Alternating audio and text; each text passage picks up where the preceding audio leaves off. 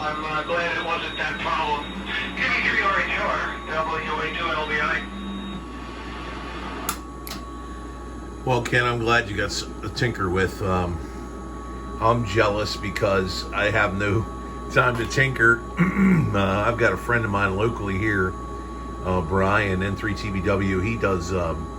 He does all my repair work for me pretty much. He's really been a great AM Elmer, younger guy, about my age, and you know, he's been doing AM for a long time and repairing old stuff and new stuff. And when I blow him up, Ken, I kind of like keep him in a pile, and he comes down, we make him dinner, and he takes the whole pile home. You know, it's good to have those kind of friends. But so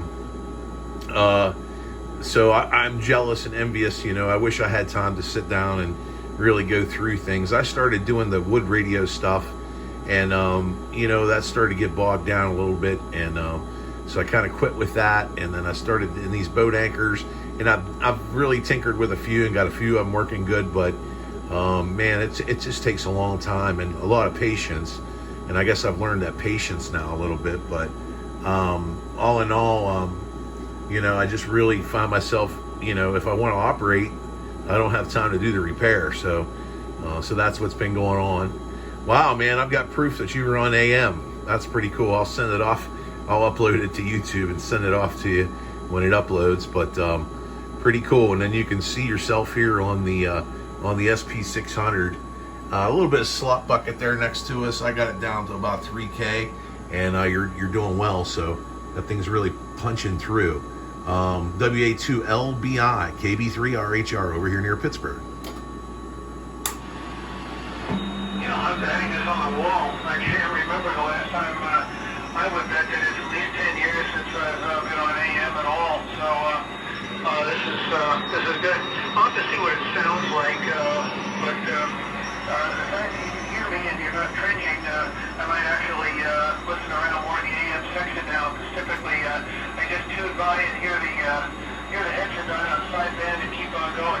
But when I tuned by and I was on lower sideband, I was looking for somebody to talk to, and you know, I was stalking one end of the band and the other, to have some conversations I wasn't interested in. And I heard this enormous station there, and I said, I know that voice. And sure enough, when you ID'd, that confirmed it. But yeah, it really does sound good here. So you've got it tweaked nicely. Oh, if I didn't tell you, now there's no audio here, just a mic straight into there. It's all stock stuff, nothing fancy. KB3RHR, WA2LBI. Yeah, okay, Ken. Well, this is like a broadcast type microphone, and it just goes into my first real dabble, my first real processor, which is a Symmetrix 528E, and it's very minimal processing, but it kind of helps out and gets a little bit more fullness and punch, I think, to the T3. But the T3s really sound really well, just with a D104 actually. And Brian, my neighbor, not too far away, he's actually the one that got me into this T368, and you know, it's a beast. It's a military beast. It just goes and goes and goes. So so I really have had a lot of fun with it. And I'm still using the other big transmitter I bought.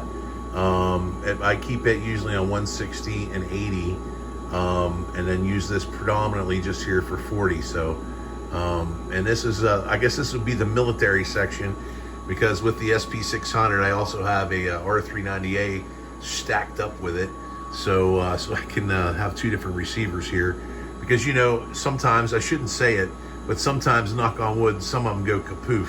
But this one, these two have been holding up pretty well, and they do well for me. I really like the R390As, and again, this is my first SP600 I picked up locally, Ken, believe it or not, about 15 miles away.